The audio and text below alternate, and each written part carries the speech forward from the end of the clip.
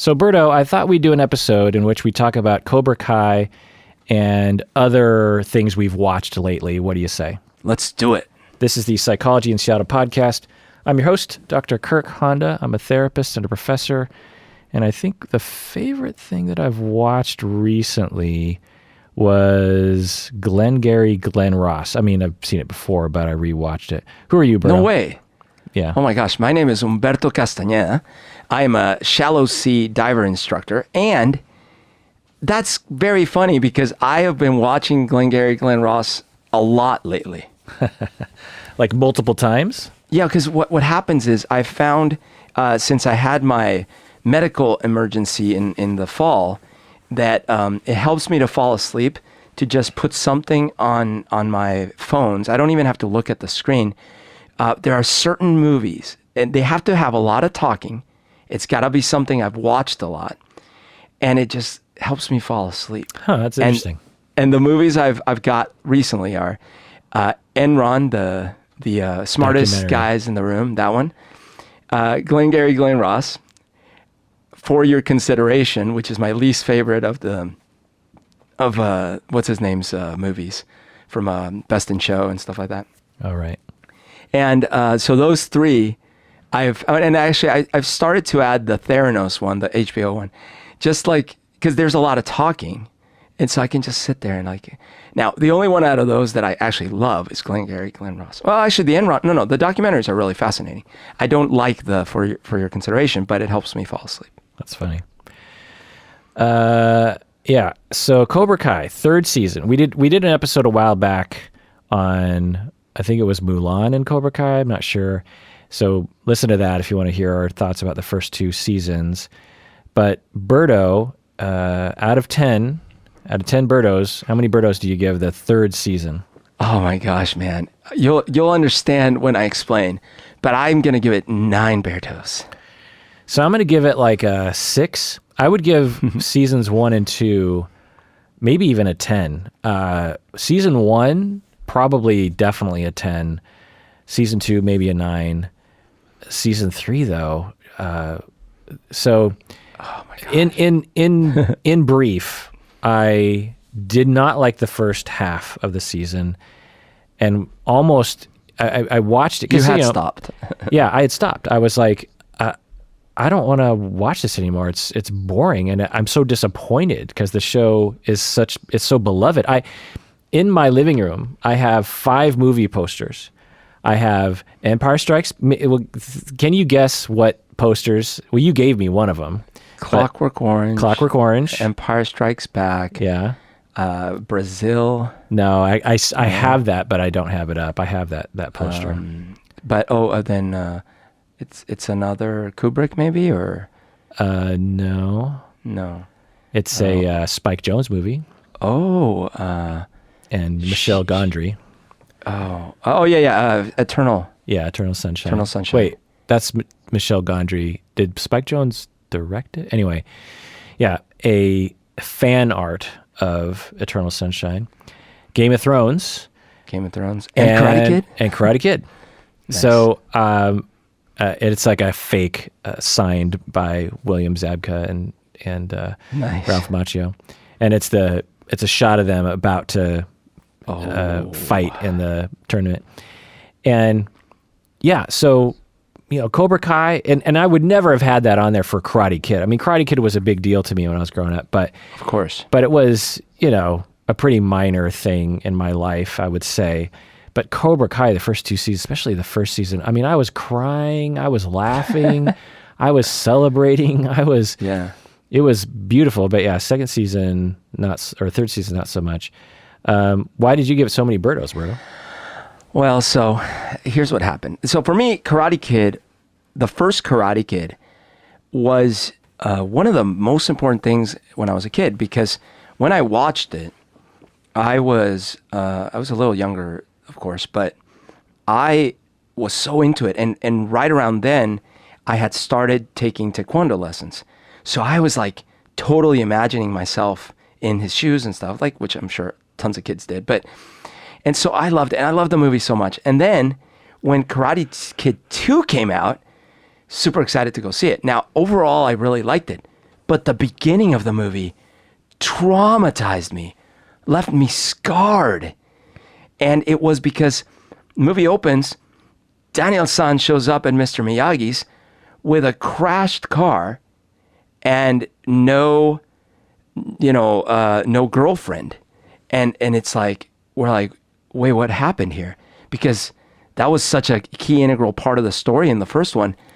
And the story they tell is so pathetic. Oh, she ran off with a football player and then crashed my car. And I remember being so upset, so disappointed. So like, what? She would never do that. What? And so then, because, in the first movie, she was very athletic, very coordinated, very kind, very empathetic, like all these things, and very much into Daniel-san. Like, it didn't make any sense. I was so upset. Clearly, it was just a conceit for the movie. It was terrible. But the rest of the movie, I got into it. Even the stupid, silly flick, flick, flick with the drum, I was like, all right. I loved going to Okinawa, all these things. Then Karate Kid 3 came out. And I've never seen such a bad movie. It's one of my least favorite movies ever. I sat down. I actually tried to watch it last week because... Oh my gosh. Because there's a connection now. I don't remember watching. I must have watched it. I must have watched it back then because I was definitely into 1 and 2. Yeah. But I was watching it, and it is the cheesiest. It's so bad. Like in 1... Johnny and Kreese are definitely, cartoonish, sort of. In 3, the bad guys, even Kreese is among the 3 bad guys, Kreese is the least cartoonish. That's true. The other 2 guys are like the most cartoonish bad guys. They're, just as an example. Complex, because Kreese isn't even there's Kreese, but then there's his buddy, but neither of them are the ones fighting. It's this other kid they find who's actually And during the tournament, that kid fouls Daniel. Yeah. And drops him and a number of times. And he gets down on the mat and is just maniacally, satanically laughing in his face. And meanwhile, the judge is just like, hey, if that happened, this is a child tournament. Yeah. 1, you don't have pads on, which is like a lawsuit waiting to happen. And 2, that kid would be kicked out. I'd be like, no. You're out of we have rules of conduct and you're breaking 10 of them. Every one of them. Yeah. So you're done, pal. Yes. And but anyway, so I watched that. It broke my heart. Then I watched the new Karate Kid with what's her name from the Clint Eastwood movie later where she's a boxer and stuff. $1 Million Baby. That was another bad movie. So for me, my relationship with Karate Kid... Well, then there was the Jackie Chan one, which I actually kind of liked. That one wasn't bad. It was more of a Kung Fu Kid. But my relationship with Karate Kid was done. I was like, all right, I loved that first movie. I liked the second one. And then I was done. Fast forward to Cobra Kai. We talked about this when we did the first one. I had no intention of watching it. I was like, oh my God, what? Then I watched it, loved it. Watched the first season, loved it. Second season ends on this huge cliffhanger. So when the third season started... I had done my best to avoid spoilers. I had kind of heard a couple rumors on accident, and I was like, oh man, I don't want to even know anything. You are right that it starts slow. It definitely starts slow. But I would argue that it's how could you not? The kid is paralyzed. What are you going to do? Well, so just to chime in, and it's common to do that these days, is that they don't want people getting away with things. They want there to be consequences. If you break the law, in the sequel or by the end of the movie, you've got to go to jail, right? Right. If you had a major injury, there's got to be you can't just bounce back from that. That'd be too cheesy. So in some ways, at the end of season 2, they wrote themselves into a corner because they had to have, they wanted Robbie and Miguel to fight again in the next season. Yeah. But they're like, but Robbie should go to jail and we can't just have him in jail for half an episode. We got to really let that breathe to make it believable and to make him suffer. And Miguel, he fell how many stories on his back? And he should be dead. He should be dead at the very least, like some major problem. So we've got to sit there. And so you're right that they had to do that, but they shouldn't have written themselves into a corner. You know, the end of season 1, they didn't have that, right? They didn't Look, have I don't disagree. They went a little too far, maybe, but it was enjoyable. It was entertaining, and it was shocking. So I'm going to forgive it a lot of things that I think are some of what's bothering you. And so I don't blame you for being bothered by these. There is a lot of cheesiness that I didn't like. What's her name? The bad girl? She's too over the top bad. Like, I'm like, come on. And then, in fact, she's like Karate Kid 3 level bad guy. You know, it's like, come on, it's too much. And then I will say that now they're pulling Heroes, the TV show Heroes, where first Siler is evil, but then he's good, but then he's evil again. Like now they're doing that a little too much, rubber banding back and forth between who's good and who's bad. That I don't mind. That I don't mind so much. You know, by the way, we're going to spoil the whole. You know, it makes sense that Johnny and Daniel would team up, right? Oh, I like that, but it's just I'm talking more like how the kids they keep rubber banding between who's good. So that's my next major complaint with the writing is that they have created too many characters. Yeah. Like think of The Sopranos. Think of how many characters there are in The Sopranos, or Game of Thrones for that matter. Yeah. There are so many characters. There's like with Game of Thrones, there's literally like 60, 70 characters that you can name, you know, maybe 45 or something, you know? Well, good writing, what you do is you pare down each scene or you pare down each storyline so it only involves a few of them. Right. You know, with Sansa, for example, in King's Landing, you have Littlefinger and you have the Tyrells and you have Joffrey and you tell these little stories from Sansa's perspective. Right. We don't bounce to Joffrey's perspective and Baelish's perspective and the Tyrells, you know, and Sopranos, for example. Right. There were entire sets of episodes where we might not even really check in with Tony Soprano, or there might be at least another character like the daughter we might not hear from for an entire season sometimes, much, right? Yeah. And so good writing on a serial TV show like this is, okay, if you're going to introduce a lot of characters, fine. But you have to pare down the stories so that it's not all over the place. And this third, by the time they got to the third season, they've introduced so many, because remember, Kreese was not in the first, number of episodes. Totally. And also that, the evil girl wasn't even in the first season, I don't think. Yeah. And no, she wasn't. And so by the third season, you have so many characters. You have Daniel, of course. You have Johnny. You have Daniel's wife. You have Johnny's new girlfriend. You have Miguel. You have Robbie. You have Robbie's mom. You have the LaRusso girl. You have the guy with the spiky hair. Yeah. You have Kreese. You have the other and sort of ancillary guys characters. Like the tall kind of nerdy dude. Yeah, and the tall the nerdy guy with the Legos. Everyone. Yeah, and the list just goes on and on. Yeah, and it when you have and the episodes are only half an hour long, so you've got what is that? You've got 5 hours. Essentially, it's just like 2 movies, and you're trying to cram in all these characters. And so I'm going to grant you all of that. I'm going to say yes, taken as read, absolutely. The problem or the good thing, what happened is the 2 key things that made me just love it so much. One, at the end. Well, Elizabeth before we Shue. get to the end, number 1, our buddy, Kona Kitchen. Yeah. So, Yuji Okamoto. He shows up, and I had a feeling that's what they were doing, right? Because he goes to Okinawa. I'm like, oh, okay. But I was like, but what are they going to do? I mean, like, the guy was disgraced. He was like, they can't just show up. And he literally just shows up. And at first I was like, what's happening here?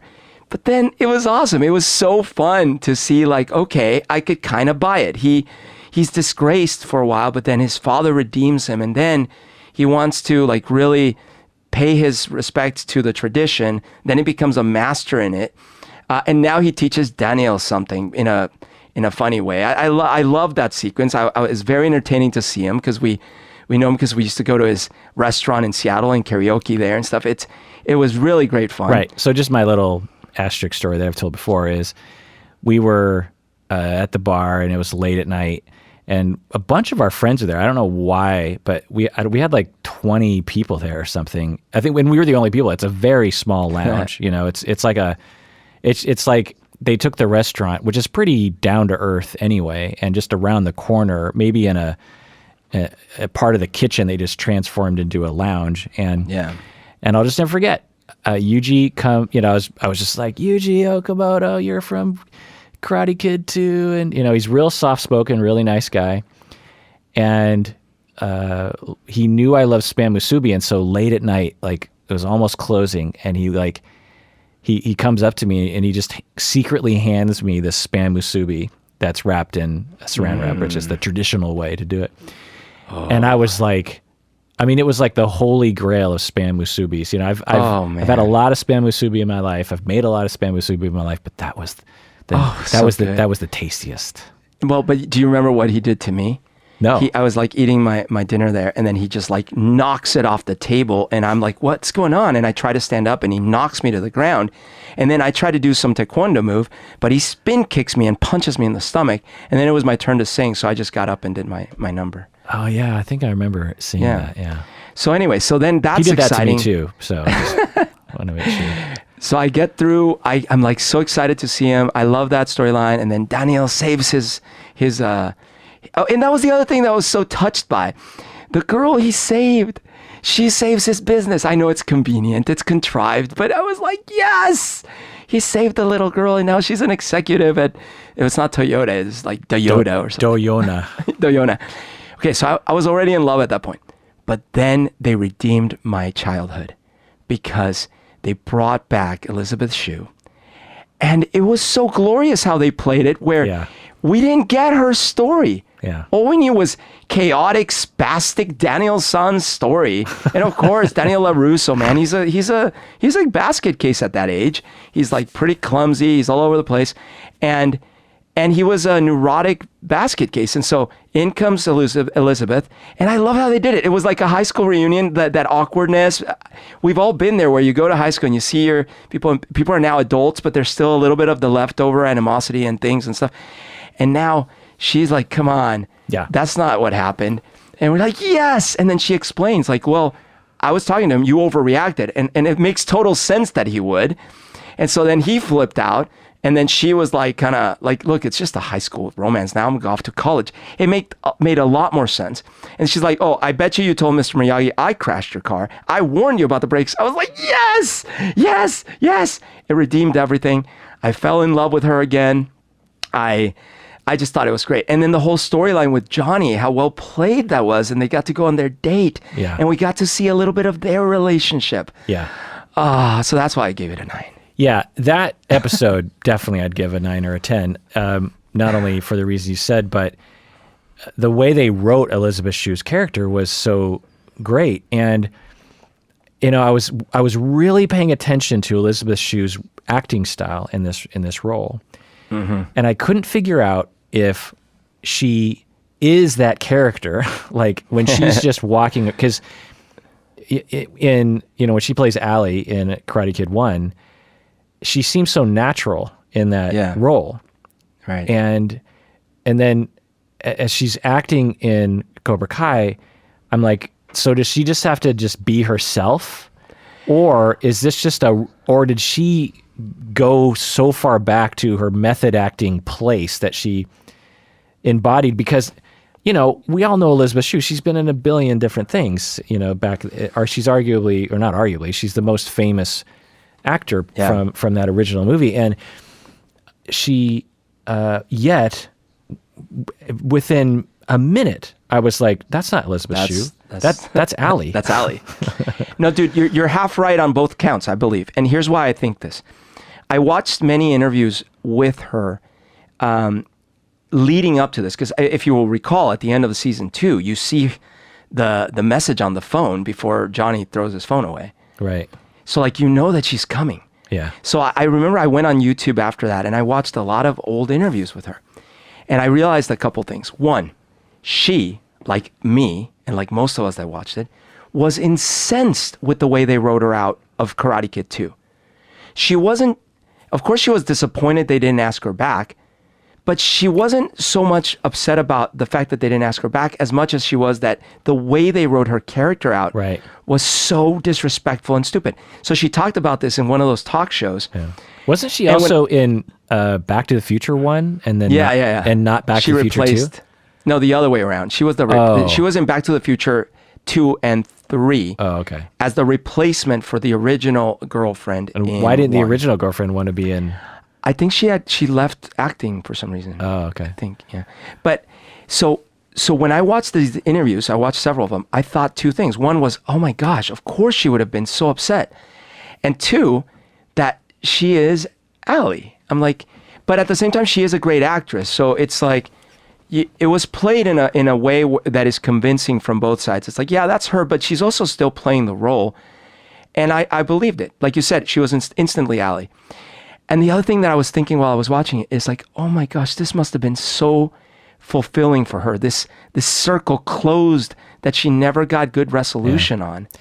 Okay, so imagine they come out with Star Wars 10, and there's a scene like that, because that's what they were trying to do with Star Trek 9, where Luke says, never throw away your blah, blah, blah. Right. And all the other, I mean, just the entire movie was one big, like, Elizabeth Shue showing up and retconning, I didn't crash the car, Daniel. Yeah. What would you need to see happen in Star Wars 10? Star Wars 10? Yeah. Oh my gosh. It was all a dream. How about it was all a dream? Well, we don't have to. We don't have to go the dream route. It turns out that hyperspace travel can cause some weird effects. That's what happens. Hallucinations, time rifts, dimensional warps. So we find out that our main characters had been caught in the middle of a pursuit, like they were being chased by the Republic, whatever the bad guys were. First Order. The First Order. They were being chased, and predictably, the Millennium Falcon's warp drive, as always, was giving them some trouble. So it went into hyperspace, but it went into like a weird part of hyperspace, and that whole series of events was them actually there in a non-real dimension. So they did kind of experience it, but it's not the main timeline. And so then they finally pop out of hyperspace. They're like, what the hell? And they realize that, like, of course the Emperor's not back. And of course Snooky is after them. And of course, all these things. And of course you can't breathe life into other people. And of course space ghosts can't touch and they could have these the world. They could have these funny scenes where they're trying to do the things they thought they could do. It's like, no, it's okay. I can breathe life into, wait, it's not working. It's like, of course it's not working. That's not how the Force works. Yeah, that was part of that weird hallucination we call 9 for some reason. Yeah. I totally on board. I think we're strangely agreeing with each other about all this. I would agree with you. Like, if I were grading the individual episodes, there are some that I would give a low grade on. It's just that the emotional impact of those last couple episodes were so good for me. Yeah, it really picked up. I think literally half through the season, like episode 6 maybe, and we start to see Kreese's Vietnam, even though that was like, I'll just list my things I like about it. One of the things I really like about the show is that the show is clearly cheesy and cartoonish. Yes. These people are fighting in these very choreographed, I mean, people are getting just creamed in the face and they're getting back up, and it's very 80s in that way. But the writers ride the line between cheese and real. For example, the Vietnam sequences with Kreese when he was younger. It's like absurd, the kinds of things that they're, I mean, mildly offensive maybe even to the Vietnam peoples, although who knows. But the point is that, that if you saw that sort of plop down in like a Christian Bale movie, you'd just be like, come on, Because it's out of Rambo, Rambo 2. Is it exactly? No, I'm saying it's that kind of. Right, exactly. Yeah. And yet, the Kreese storyline affected me. I felt Kreese's pain and his trauma, and it gave his sort of origin story, like it sort of felt like a Marvel movie where you have the origin story of a villain, and so I really like that throughout the entire running of the show, there's this, again, line between cheese and real. And you could argue that the beginning part of season 3, they're being too real and not enough cheese. Yeah. You know? But then when they actually start to help Miguel walk again, and they start getting more cheesy as like, what was it that he did that he ended up, they go to a Twisted Sister concert Yeah. and then he starts to tap his foot. That's super cheesy, but it's still kind of real. It's right between the line of cheese and real. Yeah. The first part of this third season, too real. Like there's no cheese, there's no humor, there's no fun. There's no fun to it. It's all consequence and no fun cheese. But anyway, I've loved from the beginning. I think I said this last episode we talked about. Until watching Cobra Kai, I didn't think I fully understood or grasped how much Karate Kid 1 and 2 are in my soul. I mean, watching Mr. Miyagi show up in flashbacks, I probably cry every time. Yeah. Even if it's not a big deal. Seeing that girl smash Miyagi's face with the nunchucks or whatever in that picture, and that, you know. Ooh, yeah. Oof. I'm like, them's fighting scenes. Yeah, like it's rough on me. And seeing Pat Morita move and talk, and I mean, it is. My dad doesn't have an accent. My grandpa didn't have. Neither did my. So Mr. Miyagi and Pat Morita would have been my grandfather's age. And the real man was similar to that, in that I think Pat Morita's parents emigrated. So my grandparents' parents emigrated to Washington State. And so Like Pat Morita didn't have much of an accent, or no accent? He had no accent. He was born and raised in California, I believe. Well, he had a Japanese American accent in the same way that Italian Americans will have an accent, or Latin American people, born in Latin families will have a slight accent. But like when I hear podcasts, I can tell when someone's Asian, I see. And I can usually tell like, that person sounds Korean to me. Anyway, even though they were born, and maybe even their parents are born. Anyway, point is that my dad and all the men in that side of my Japanese side of my family, and Mr. Miyagi, they all move and talk the same. I mean, it is when Mr. Miyagi, he'll do certain gestures, and I'll just be like, "Oh my God, it's my dad," and similar of like, I don't think I realized until I was thinking about, talking about it on the show, how much my dad was like Mr. Miyagi to me. He was my coach for many years in soccer and in football. And that's kind of how he raised me a lot. Like a very Mr. Miyagi story was, I was 7 years old-ish or something, and we were at a restaurant, and I couldn't use ohashi, which is what y'all call chopsticks. And my dad was upset at that. And, so the next day I'm about to go out and play. I'm saying, I'm going out to play. And he says, okay, you can go out and play. And he takes this big jar and he dumps out, it's my mom's jar with all the random buttons. Like she had a jar with all these buttons that had fallen off. Like maybe she would use them for something. And there were hundreds of buttons. He dumps it off on the kitchen table, and he says, here's some ohashi, put all the buttons back into the jar, and you can go out and play. Oh my God. That's so Mr. Miyagi, totally right? Mr. Miyagi. And by the time I was done putting those buttons back in the jar, I was an expert at ohashi, and I still am to this day. That was my one and only lesson in 10,000 hours. Yeah, that was my one and only practice. And by the end of that session, I could pick up bits of tofu in miso soup, which is always the test of a good, not like scoop, but actually like gingerly pick it up and put it back in. And so just the mindset of Mr. Miyagi, is in my bones as well. And I, when I became older, and as a teen and older, I started getting interested in other kinds of things. And so I think I forget how much my dad was like a part of the guidance of, and my dad would literally say things like Mr. Miyagi, like I would be struggling in football and I'd be upset, and my dad was always there. He was at every game, at every practice. When other parents I would be playing a game, and like my dad and maybe one other dad would be watching. It'd be a real rainy, cold afternoon, and my dad's the only parent there. He was just there all the time. And then after the game, we'd talk about it, and he would say things like, well, Kirk, the way that you play football is the way you're going to live your life. So if you're going to be a selfish a-hole on the field, then you're going to be a selfish a-hole in life.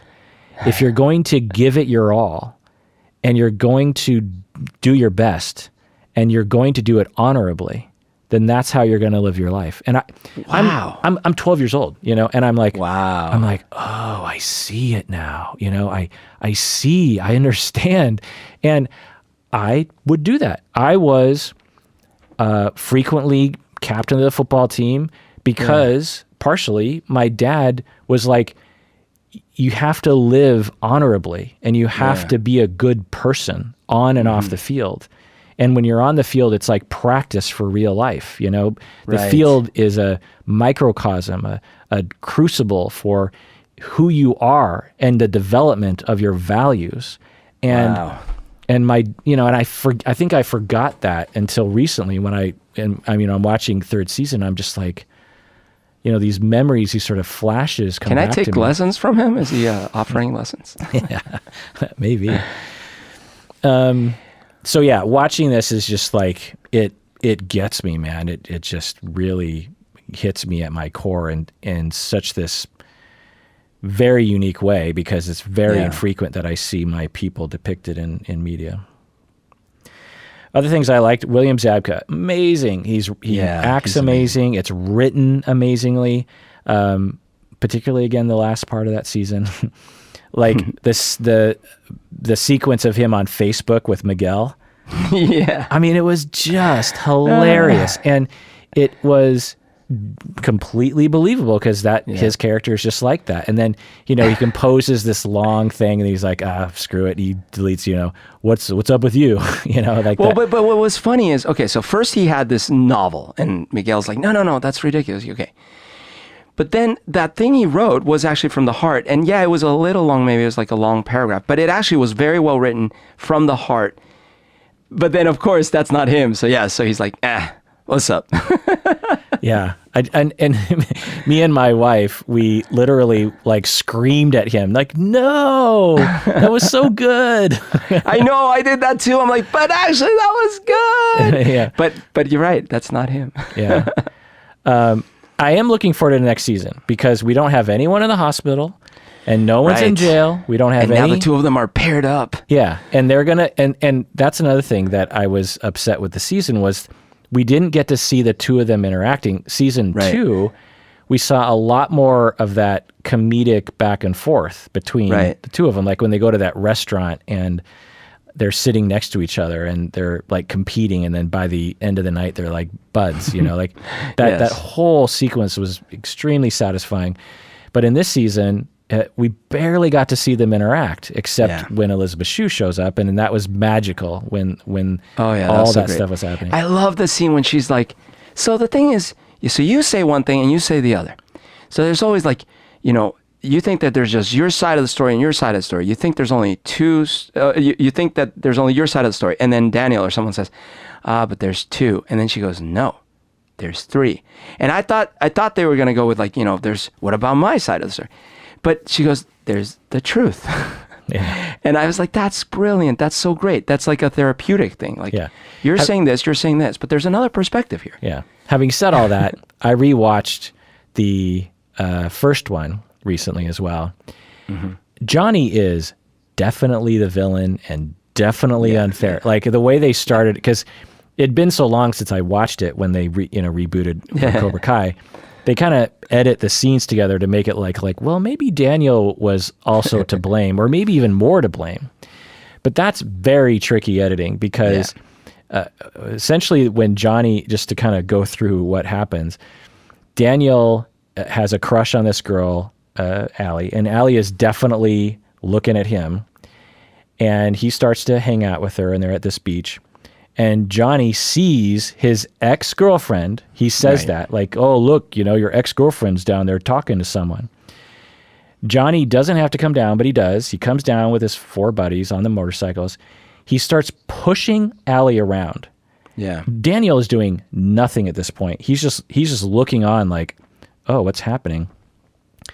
Johnny takes her quote unquote radio, a boombox, and like literally breaks it on the ground. Picks it up because why?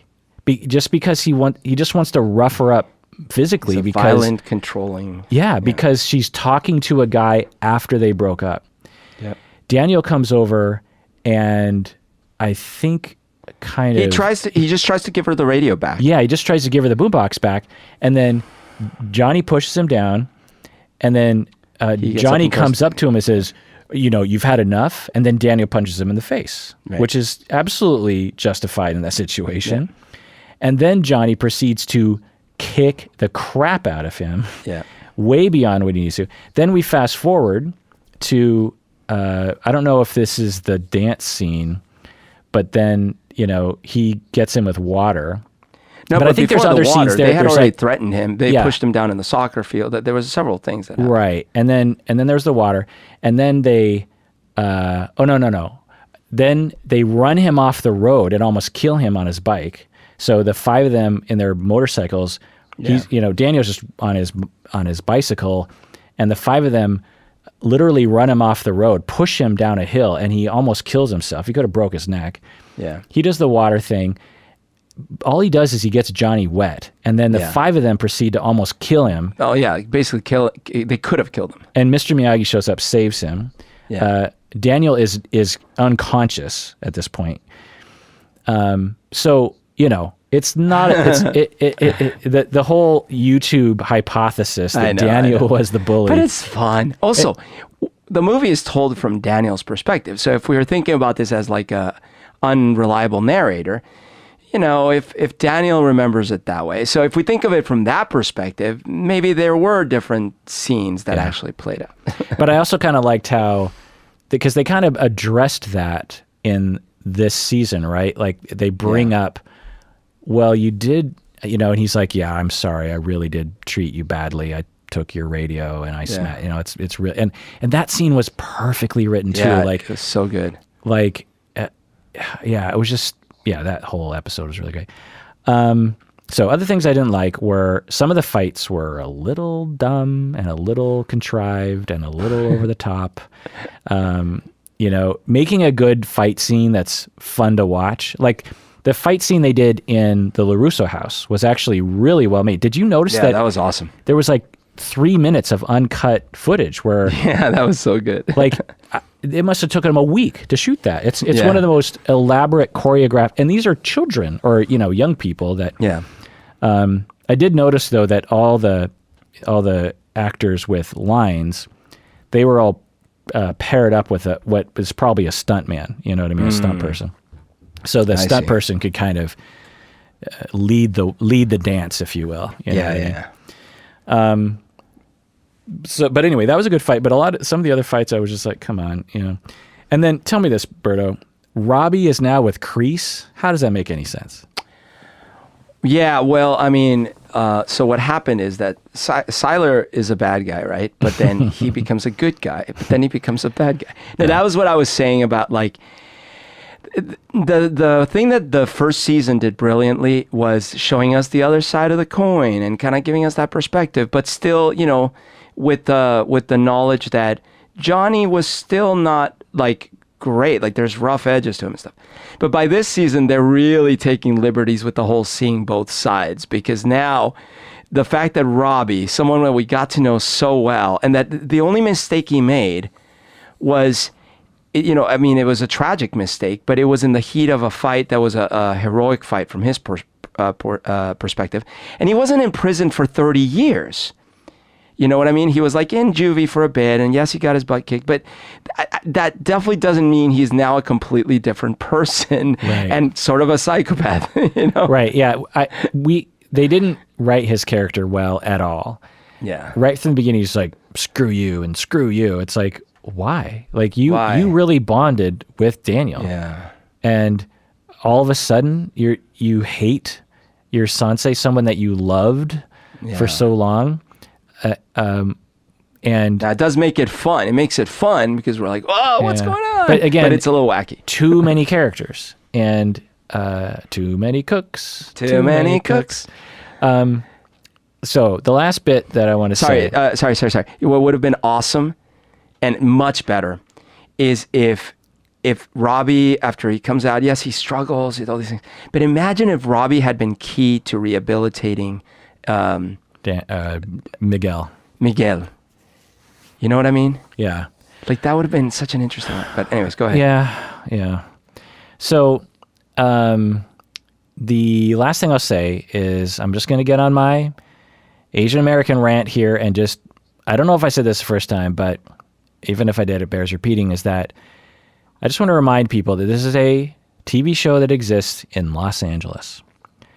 Los Angeles has a huge relative percentage of Asian Americans. We're talking like, I don't know, 15%, something along 10 to 15% of people who live. Right. And not people with accents, people like me. Like me. So there's that. 2, this is a show about karate, which is Japanese. And, Pat Morita is referred to, but not in the, and he has an accent, which he doesn't have in real life. And almost all the Asians in this show either don't exist or have accents. The only 2 characters are the evil guy, which I welcomed with open arms. Like, finally, we have this evil guy who is now. Wait, which evil guy? Well, the evil. Right. The kind of the jock dude, the wrestler dude. Yeah. And then there's the nerd little kid who's Asian, who fights the other small blonde nerd. And so there's not even Asian extras in the background. This is just like, we're not in Sweden. We are in Los Angeles, people. So it's really ridiculous. The other thing is that the Asians that they do have are, Yuji Okamoto and Kumiko. And they're exoticized, or like when Daniel is in Japan and he's talking to the bartender and the bartender says some sort of Asian saying, it's sort of like when Stephen King always has this magical black person. It's a similar thing. It's just like, okay, America, I see how you see me. I am a foreigner who gives you wisdom, with these broken English. Because the fortune cookies. Yeah. The fortune cookies have wisdom. The other thing that bothered me about this is that Kumiko, the gal in Okinawa, is a massive Japanese woman stereotype. She's smiley. She's pleasing. She has no personality. She's just there for Daniel. She basically hits on him. She never got married. She never did anything with her life after he left. That's a great point. That was so disappointing. Yeah, she was just a shell of a human that had one job to do, which was to essentially hit on Daniel and to read things and to be pleasing. Yeah. And it was like, with at least Yuji, he had a story. Like, he's like, well, I did this and I did that. Well, even the little girl he saved had a story. Right. She now works, she's like vice president. She's the VP of... But Kumiko is still the hapless Japanese smiley girl who is just there for the white boy. You're so true. And so real. And it's like, come on, And I looked it up. There's no Asian Americans who work on this show. And I'm not here to talk about quotas. I'm here to say, if this was the only example, then fine. But there are just so many examples of this. You have a movie like Aloha, made by Cameron Crowe, and I always bring this up, this was just 5 years ago-ish, you cast Emma Stone as a part Asian person, one of the whitest people on the planet. You couldn't find anyone who looks like me, an actual part Asian person. You have to do that. At the center of this film, which is about Hawaii, you have Emma Stone and Bradley Cooper. I mean, we are talking the whitest of the white. Fine. If you want to make a movie about Georgia or Sweden or, I don't know, something where there's a crap ton of white people, fine. The Civil War, a lot of white people there.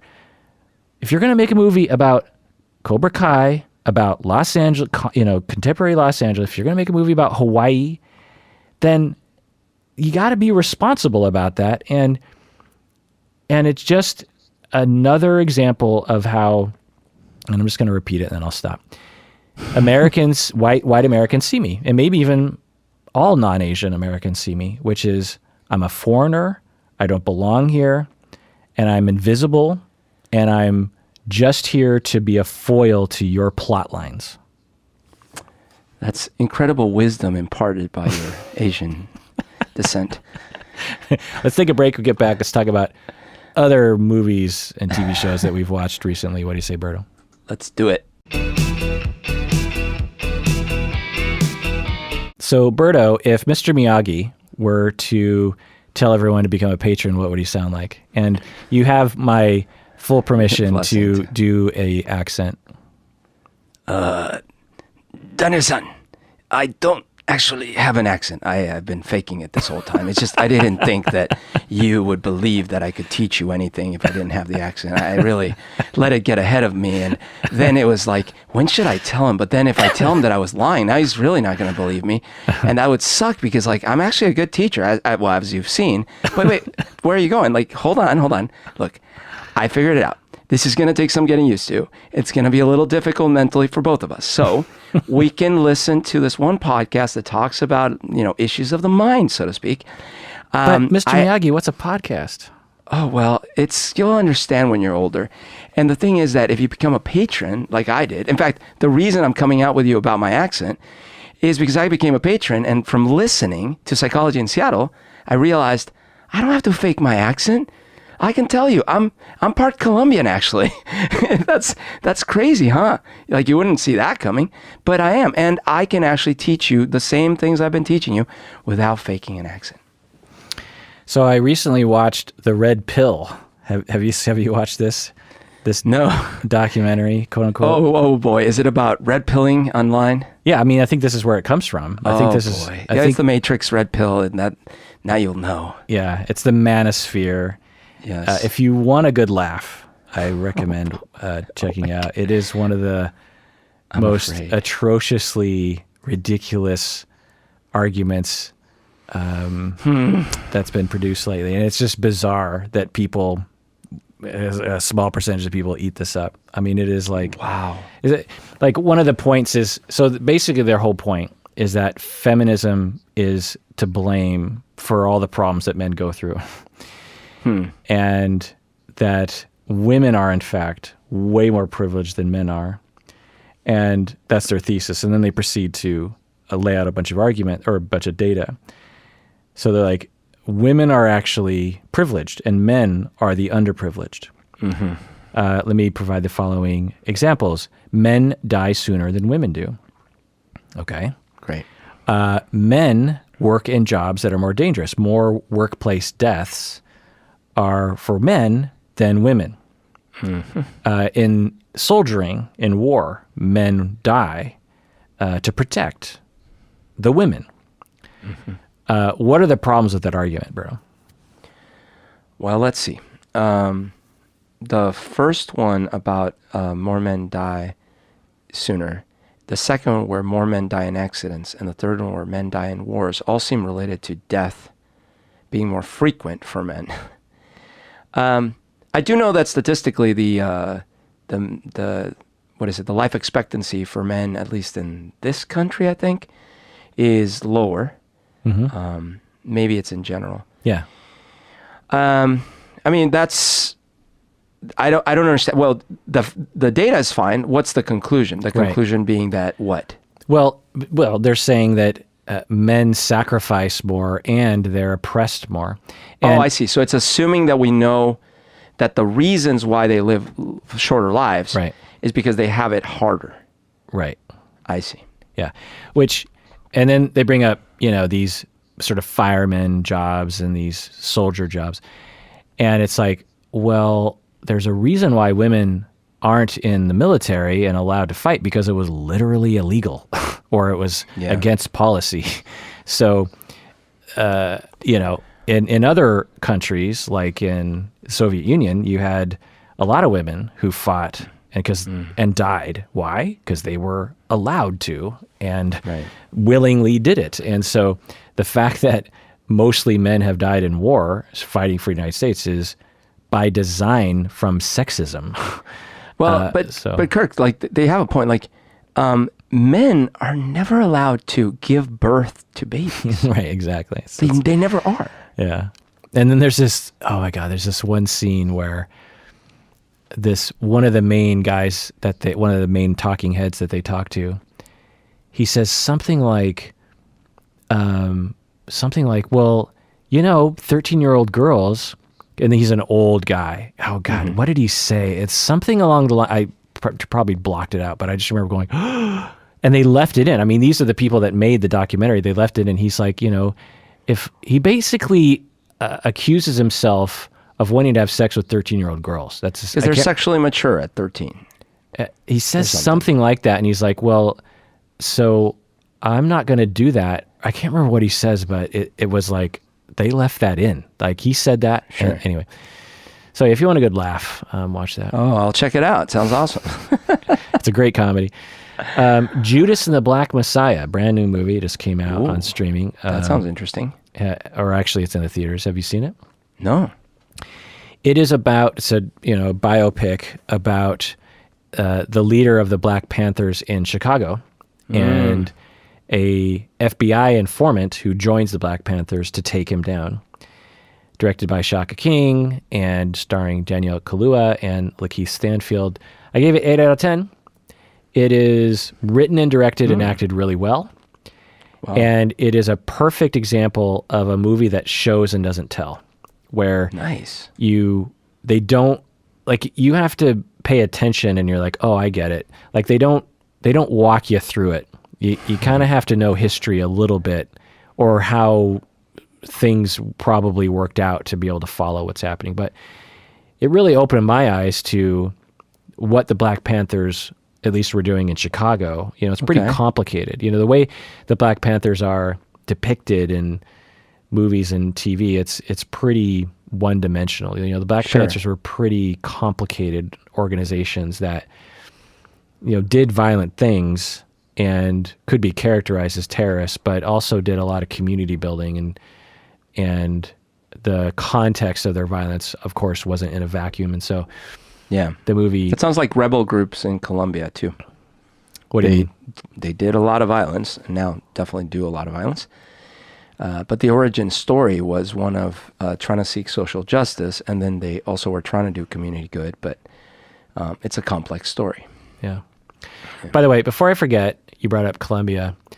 I did a recent poll, and so did Colin, about Humberto, the fan favorite Berto stories.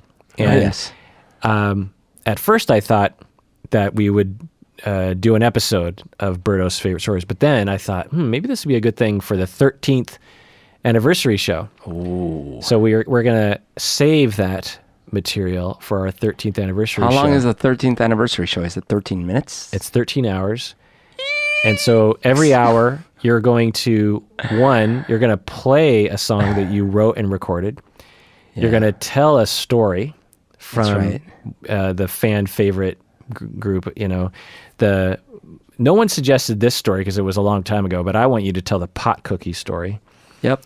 And so that is on August 7th from 10 a.m. to 11 p.m. Seattle time. Wow. So in case you're wondering when those stories will happen, it'll happen then. All right. What have you seen recently, Berto?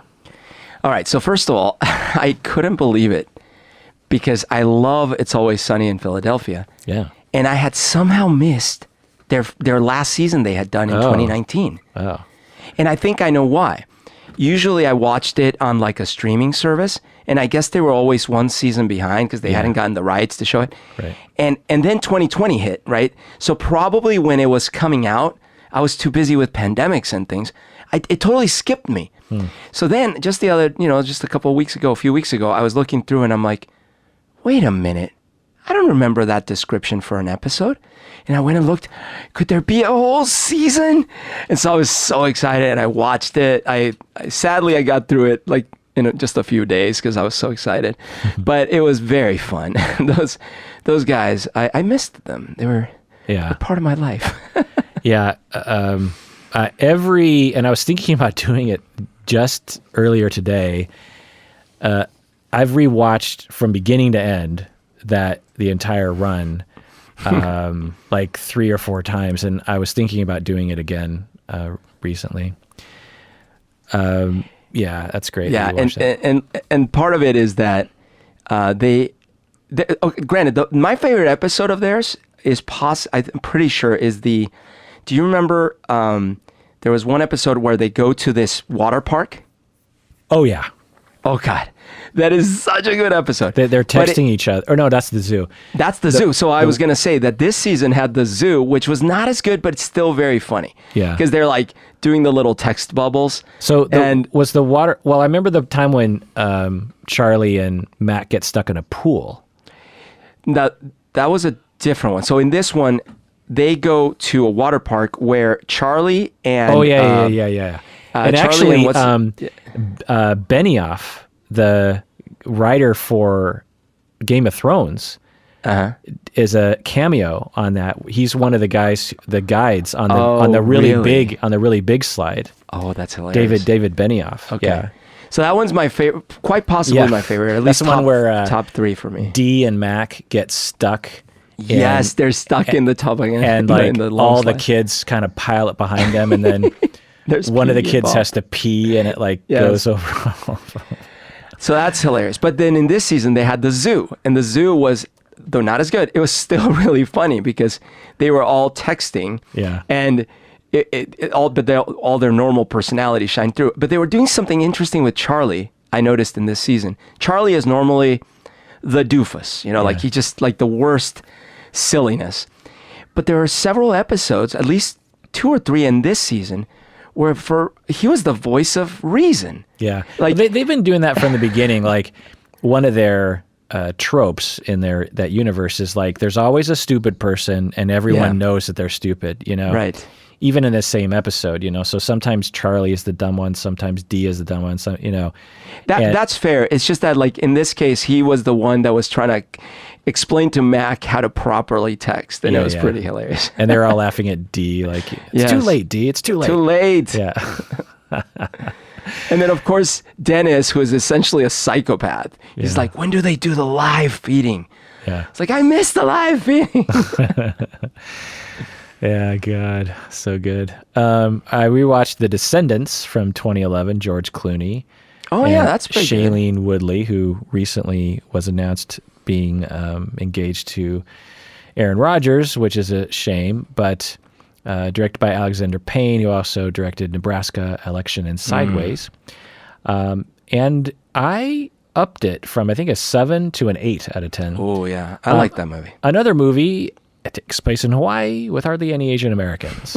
True. I just want to point that out. What about you, Berto? What'd you watch? Okay, so we were talking about Glengarry Glen Ross. So that's a movie that when it first came out in the theaters, I didn't watch it, so I came to it late. I watched it on VHS a few years later. I don't remember, many years later. But I was so in love with it when I first saw it. Then years went by, and I didn't see it again.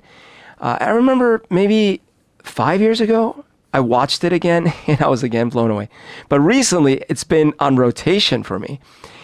I can't believe how much I enjoy that dialogue over and over.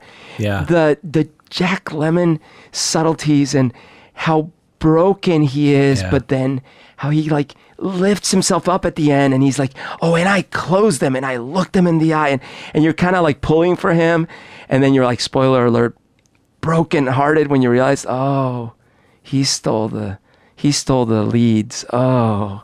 Yeah. Oh my gosh, so good. And then of course Baldwin and freaking Alan Pacino. Arkin, Al Pacino, and Al Pacino's sales style is so brilliant because he sits there in the bar and he doesn't even talk about sales. He's like, they say they say that, the heat, you shouldn't drink when it's hot because it dehydrates you. Like, where is this going? And then it turns into this existential conversation with the guy at the bar.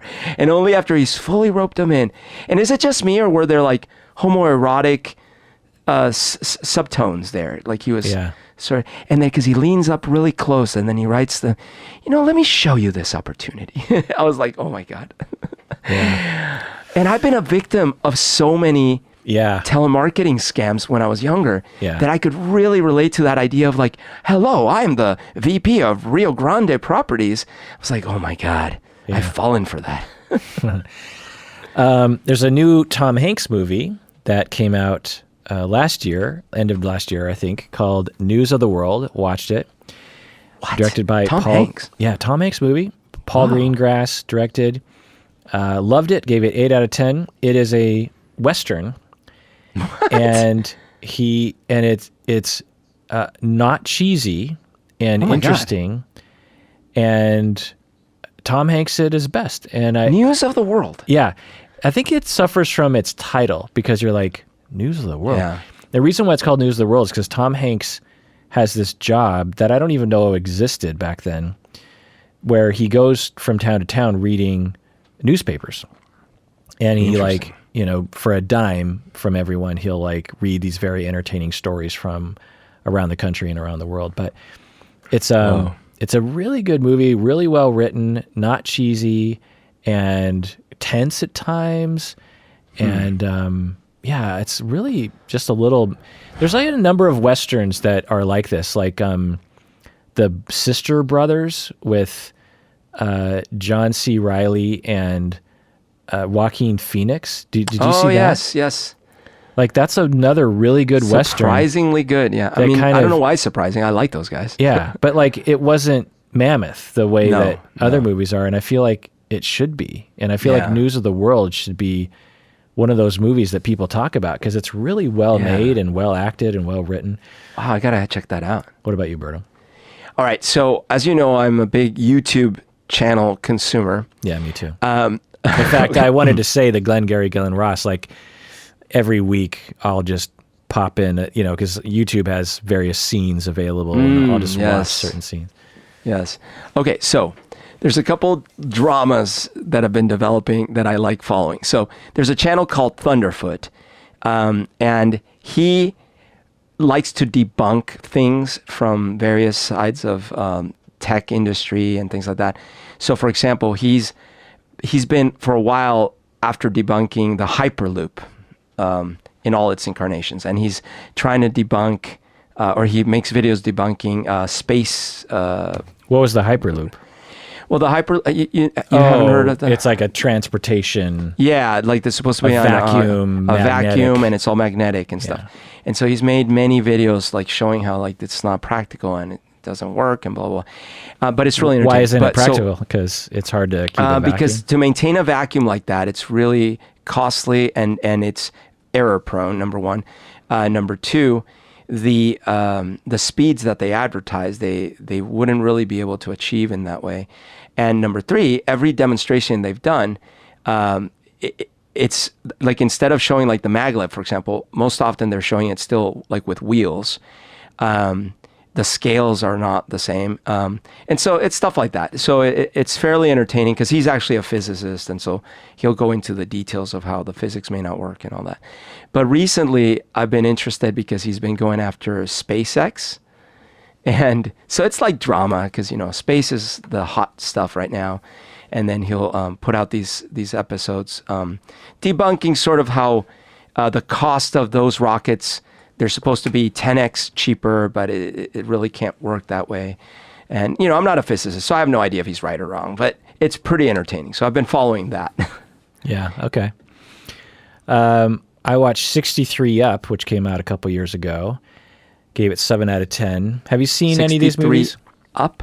So it started with 7 Up, then 14 Up, then 21 Up. So it's a documentary about Britain kids that began in the mid 60s or something.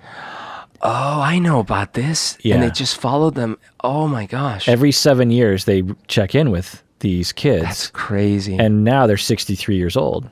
That's insane. I've been watching this series religiously since the early 90s. And so Wow. I'm trying to think. So that would have been 30 years. So what would it, so it would have been in the 30s. So maybe it was 35 up. Maybe It's that was the Boyhood first. on steroids. That was maybe, yeah, right. And it's so interesting. I mean, it's like reality TV in a way before reality TV was out. And people, I think at least one of them have died, you know?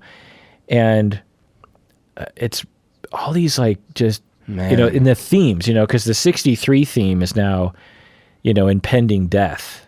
Oh, you know, boy. like one of them has cancer and might die, and I think another one did die, and another one had a wife that died or a husband that died.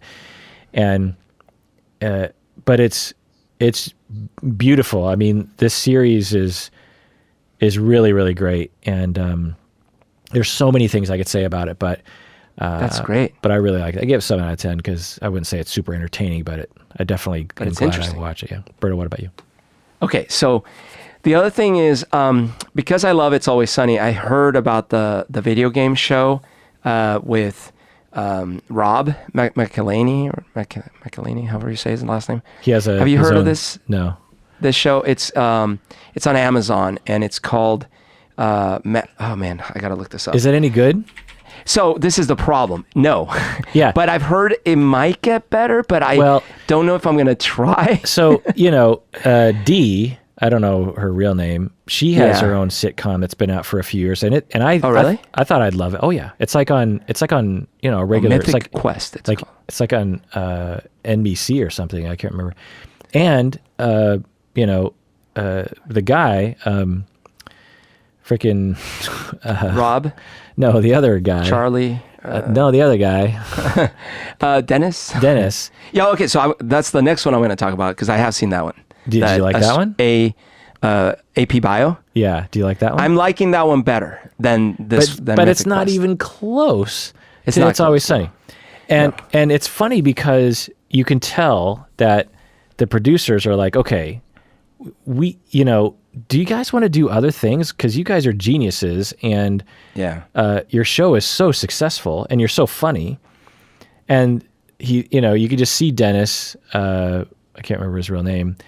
He's like, yeah, I have this idea. I can sort of be a Dennis-like character in this other world. Dee is the same. Like, her job was, she was supposed to be a nanny. Oh, is this the one where they're like in a? Oh yeah, I think I've seen the previews for a rich family or something. She's like and it's just like I can see the reason for why it has the tone and the writing and the acting style, but it's like just not even close to It's Always Sunny. And you just have to say that there are some things where chemistry develops and you just cannot recreate it. So that's totally true. But I will say one thing about AP Bio is that at least the first episodes, I don't know how it's going to be later, because the fourth and fifth episode I was sort of bored, but the first 3 episodes I was more entertained. But the problem with Mythic Quest Raven's Banquet, that's the name of the show, is this.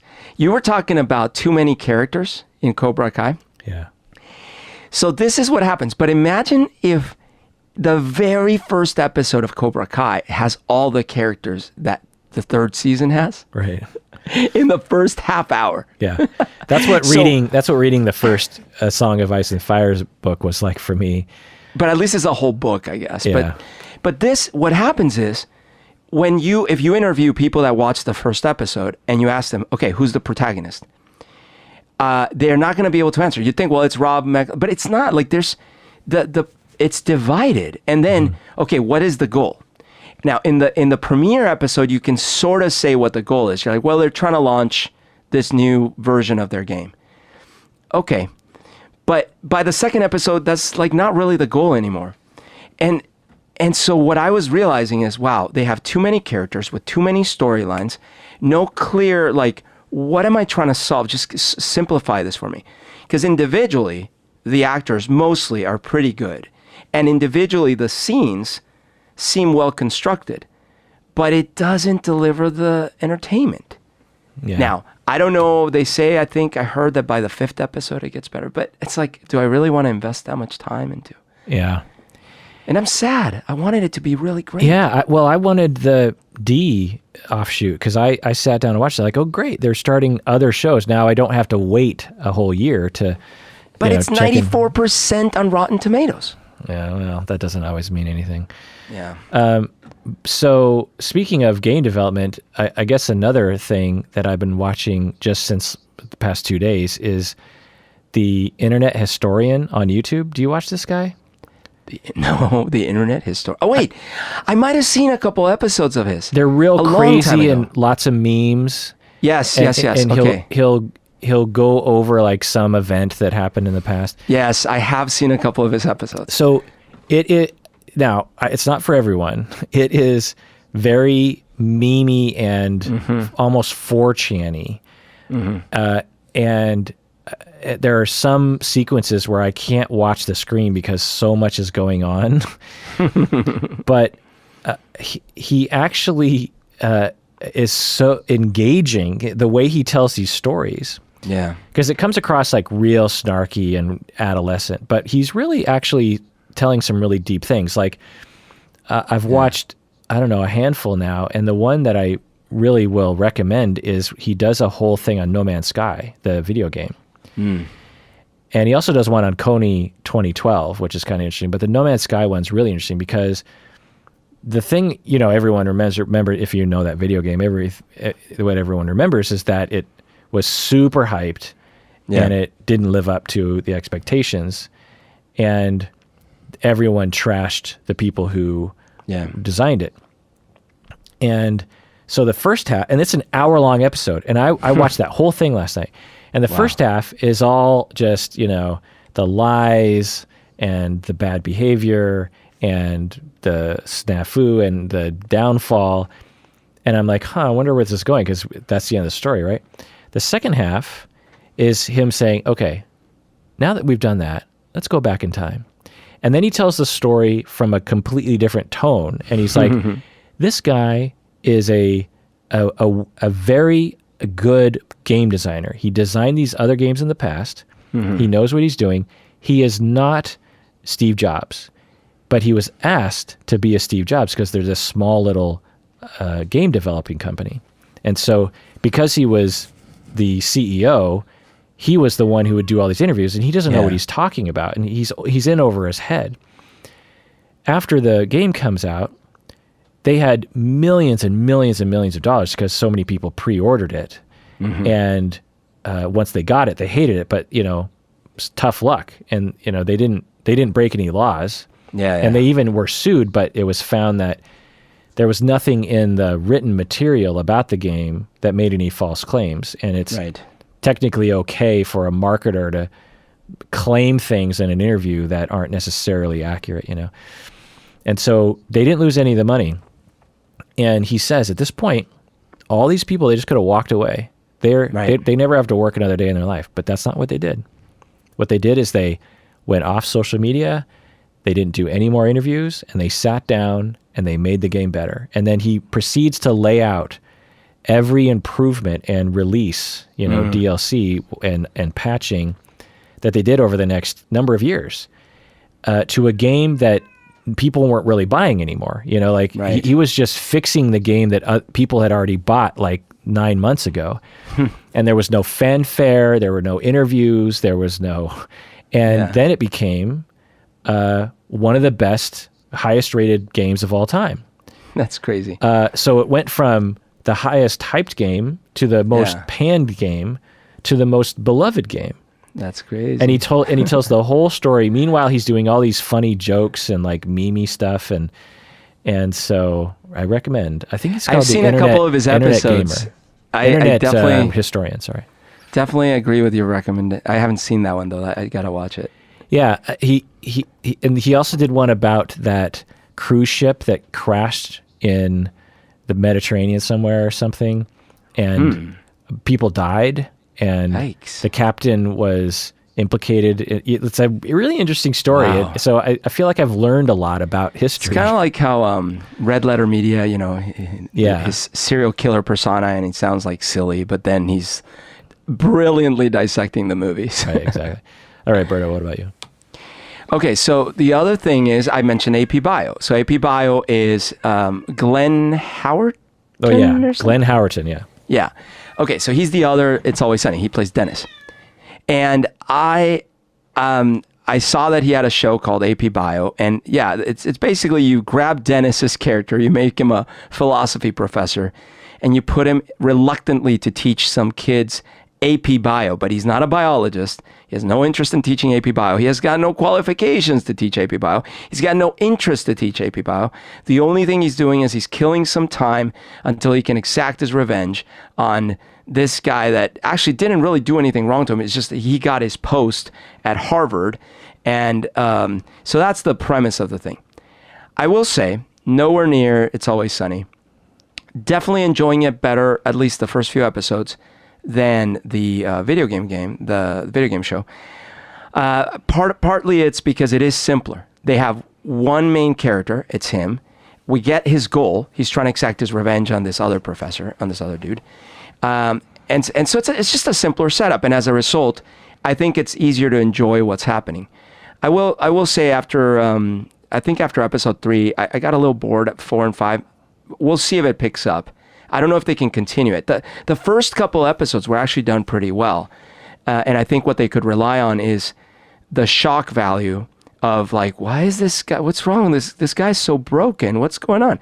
And then as you get to episodes 4, I feel like they started getting a little repetitive with it. So I don't know if they're going to be able to maintain it, but it's got like 3 seasons, I think. Yeah, it's been on for a while, yeah. So I don't know. Maybe it's better. You can tell that they were like, we need to capitalize on It's Always Sunny. Yeah. And by doing shows that are similar but different, right? Yes. Another movie I watched, They Shall Not Grow Old, 2018, about World War I. Peter Jackson took all the footage from World War I and fixed it up and colorized it and added sound. And I gave it a 5 out of 10. People thought of this as like one of the best movies of all time. I found it to be boring at times. Okay. I mean, if you're really into World War Sounded cool. If you're really into World War I could see it being like really cool, but and I am into history and I suppose World War I by extension, but I just found it to be great, interesting, but not as interesting. I mean, with the project is what it is, they couldn't have done any better. They took old footage. They didn't create a fictional story out of it. They just took footage and tried to make it into footage as if it was being shot in Vietnam. When we watch Vietnam footage, news footage, we can be transported in that world because there's sound and interviews. But in World War I, it was a lot of distant, non-sound black and white shots. So it's hard to transport into that world. And this documentary tries to do that, and it does it very well. But that's just not very interesting to me. What about you? Yeah, I could see that. What have you watched? All right, so another YouTube channel that I'm pretty regular on is the I think I've talked about the nutritionfacts.org. It's all talks about better nutrition and things like that. And recently he did a few episodes. Actually, I don't even think he's done on heme iron. Heme iron is iron that is bioavailable. It's very much in meats, but it's also in the Impossible burgers and maybe some of those other plant-based burgers. So this was really fascinating to me because the conventional wisdom is that the heme iron is, you need it. You need heme iron, of course. You need iron for your functioning. But iron can also be poisonous. In fact, I didn't realize this, but the number one cause of children accidental poisoning in the U.S. is from iron overdose. Did you know this? Like, it probably used to be lead or something like this. Well, I just want to chime in on a little detail based on what you just asked me, because literally someone just told me this. sorry for interrupting, and then I'll Yeah. let you continue. So I was watching a reality TV show called Welcome to Plathville. It's a reality TV show, and there was a birthday celebration, and the cake had those sparklers on it. You know, that's the trend, right? You don't have candles Yes, anymore. You have sparklers. And I said it when I was reacting. I did a rare thing where I actually reacted to just kind of random stuff in a scene, and I said, I don't like that because all the debris from these sparklers fall into the cake, and you're eating all this crap. You know, like what good does that do?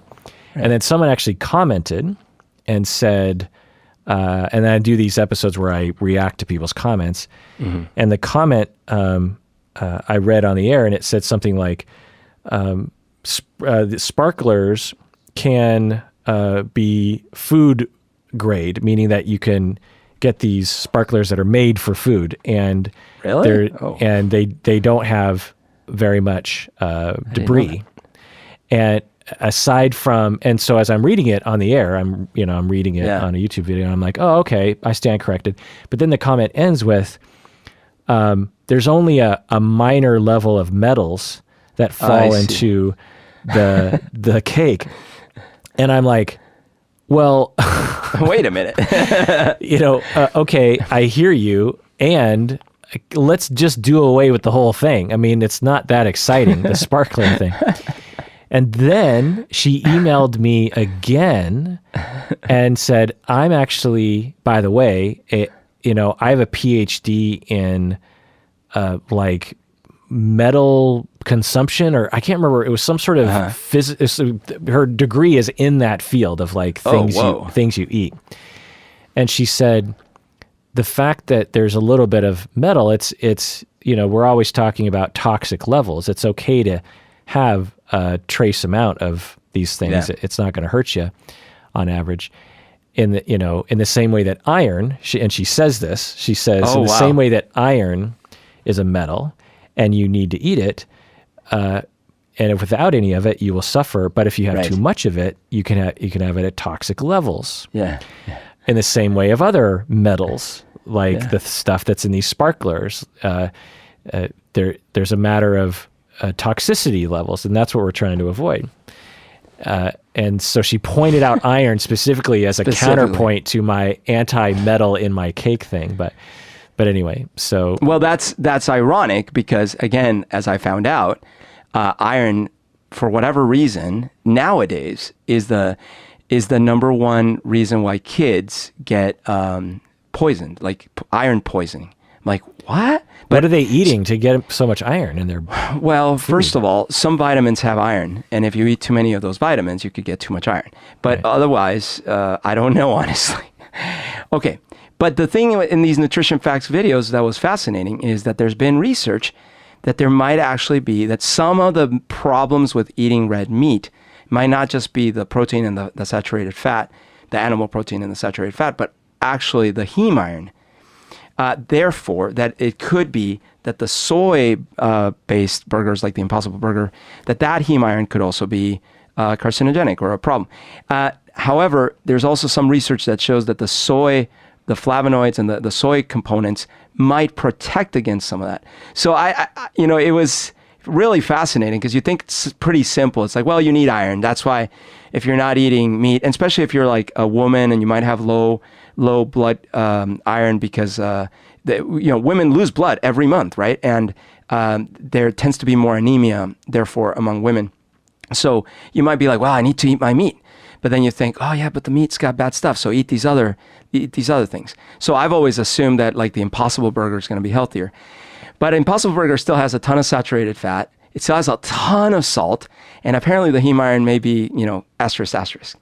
So the more you know, the more confused you are. By the way, pretty much every day I'm eating Impossible Burger, so I got to look into this. Well, the main thing with Impossible Burgers, to look into it, is the salt.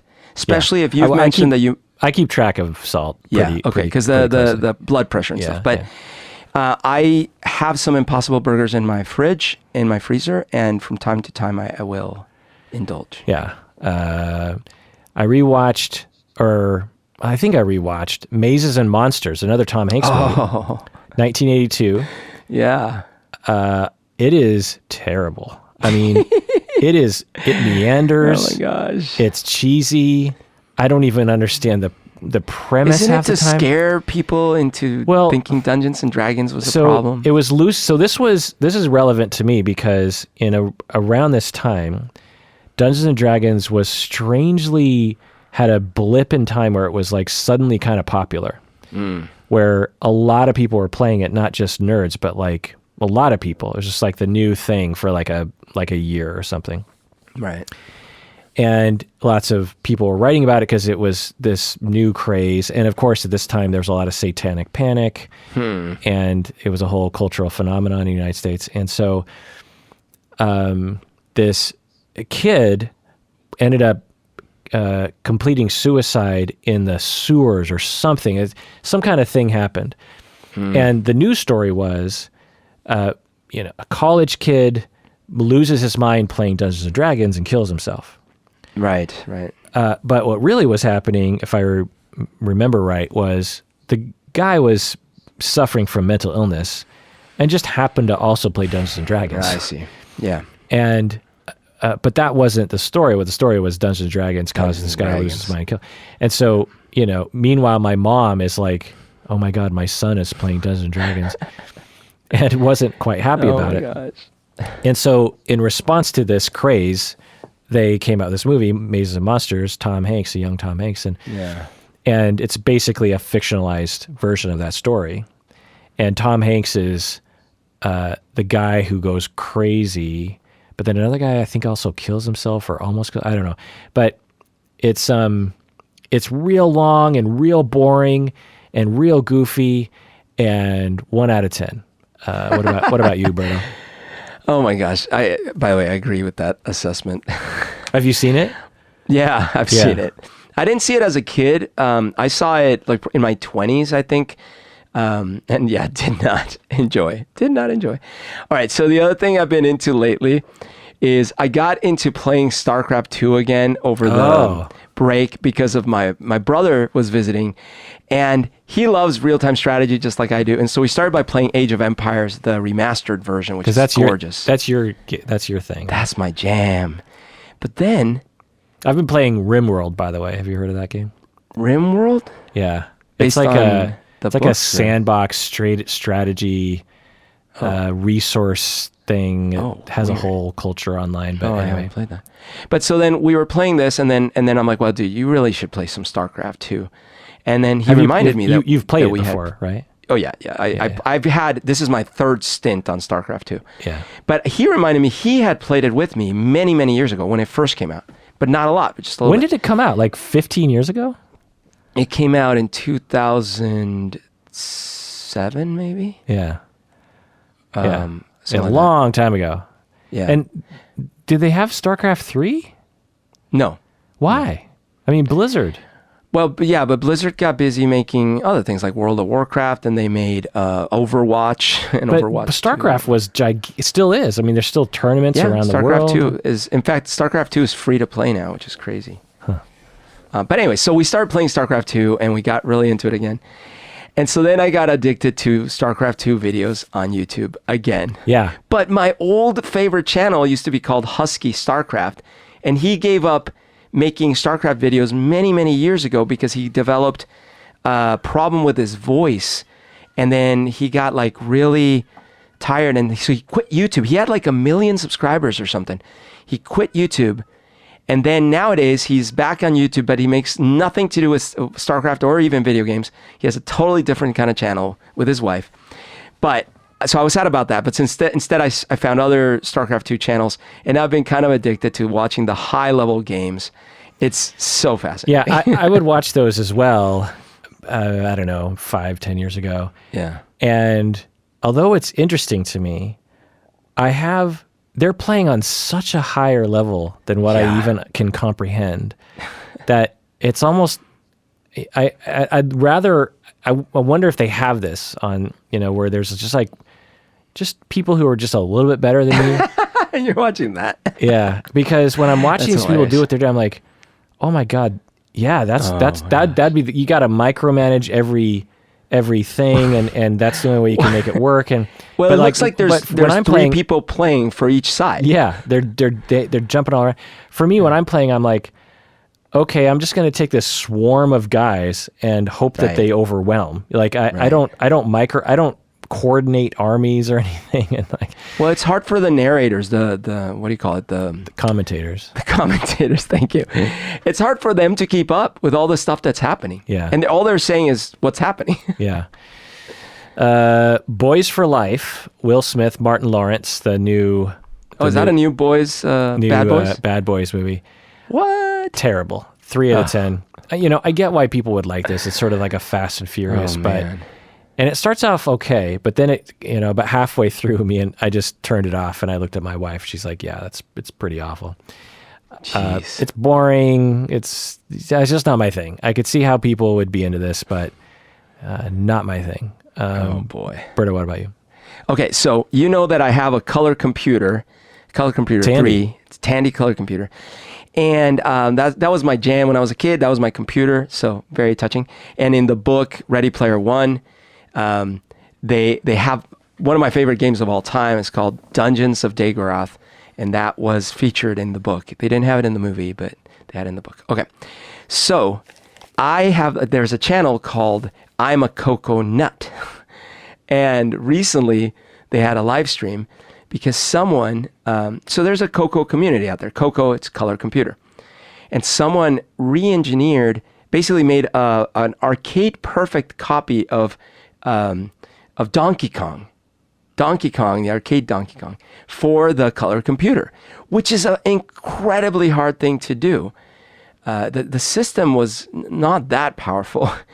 And even though, Donkey Kong is a pretty basic arcade game, but still, like, the color computer was a pretty basic system. Yeah, how much RAM did the color computer have? So the first one they put out was 16K, so 16,000 word, or like 16,000 bytes. And how much does a typical computer have today? Nowadays, like, you would be hard pressed to find something with less than 4 gigs of RAM. So that's like a million times more. So more, because that 16,000. And now this would be 8,000 million. and here's the other thing. The one that I had a ton. It was so luxurious. It had 128K. Yeah. And that's like without a hard drive. Powerful. No hard drive, of course not. Yeah. So every time you turn that on, you had to starting from load. Scratch. Yeah, you got to load your operating system. Exactly. Now I do have a disk drive, so I can put in my floppy 5 1/4, and then do load my programs. Yeah. And I remember when hard drives came out, and it was just like, what a game changer, Yeah. So on this channel, they were going through all the details of how this dude, basically created a basic arcade perfect version of Donkey Kong for the color computer. I want to find this online so badly. Man, so exciting. I can't tell you the feeling I get when I remember loading DOS onto an IBM in 5th grade. In 5th grade, we had one of the very first computers that was ever made for home. Whoa. Because one of our classmates' dad worked for IBM. Oh my gosh. And so this would have been 81 or something. So we're talking way early. And I remember, and I was one of the few nerds in class that was taught how to do it. But yeah, you'd turn it, you'd have to put the DOS disk in, which is your operating system, stolen by Bill Gates, right? For like 50 grand or something. And you close the little latch and you'd flip it on, and then it would take a while. You have to load DOS. Yeah. And then you also would have to load BASIC. If you wanted to program in BASIC, you had to load. So tell me, Berto, DOS, what is that? So essentially it's an operating system, disk operating system. And what it does is it presents a very simple interface that you can type essentially English words with some symbols and numbers, and translates those into machine language, which is all the zeros and ones.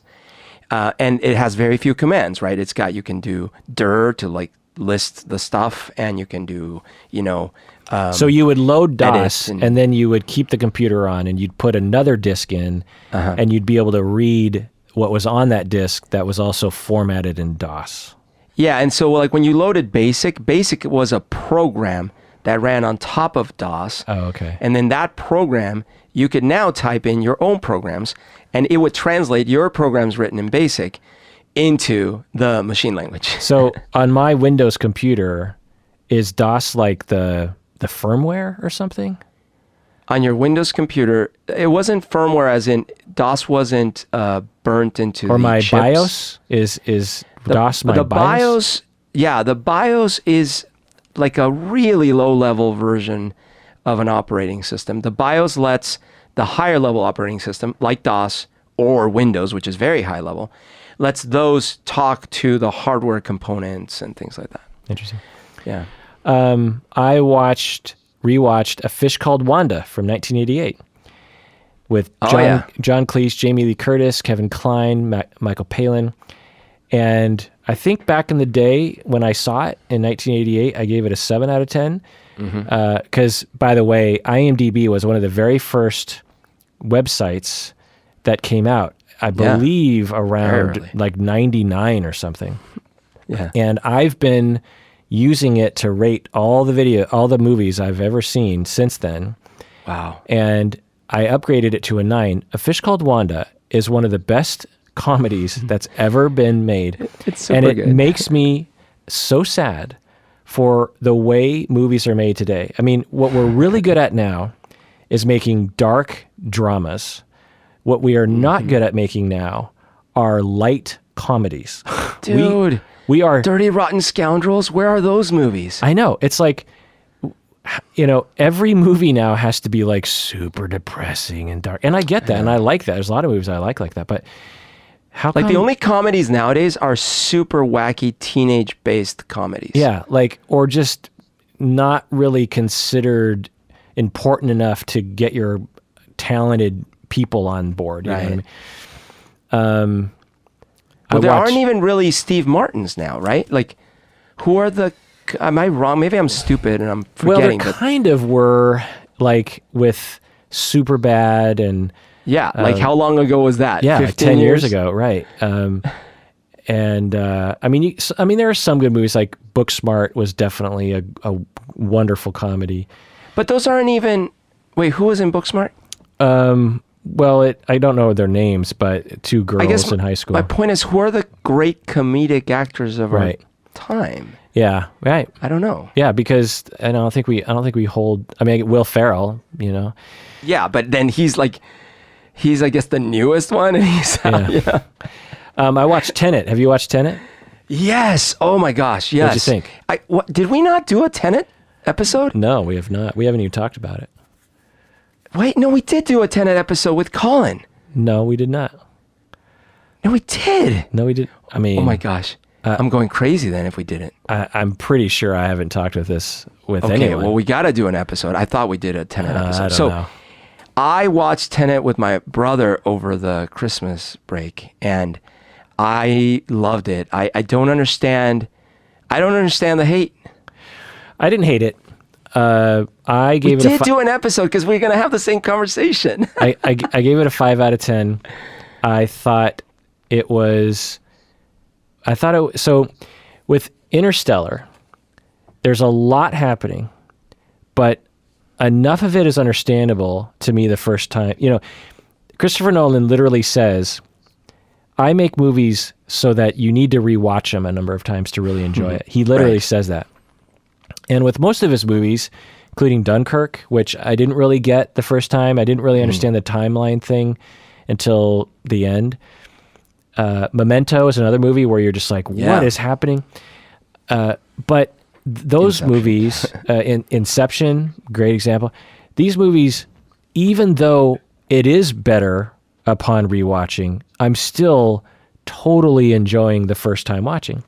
Tenet, on the other hand, was so far into you need to watch so in order for me to understand Tenet, I watched probably 5 hours of YouTube videos where people actually explained Tenet to me. Now, Tenet is actually a pretty simple concept. That the concept is simple, but the way he presents the information to us is at some of it's pretty obvious, but spoiler alert, like when, John Washington is the guy that he fought earlier. Like I pretty much saw that coming. Yep. But there's so many other scenes where I'm just like, wait, what? And even upon kind of halfway rewatching it a second time, I'm like, this is still just too fast. There's too much happening, and I was too lost. And so, but it was effective enough that I gave it a 5 out of 10. Oh, I so enjoyed it. I thought I was riveted. I thought and people are like, I can't hear the dialogue. I don't know what it was. If it was like my TV or whatever.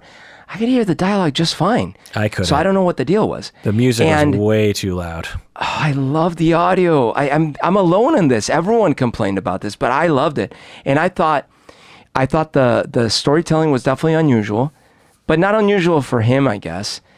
I was pretty entertained and grossed from the beginning to the end. Maybe I just didn't care as much about the physics details, because I know some people were like, that could never happen, and in reality you wouldn't. Like, how do we know any of this? I wasn't like that. Yeah, I'm not saying you were. I'm just like, I saw online on Facebook, it's like someone I know and trust, but they were really into like how wrong the physics was.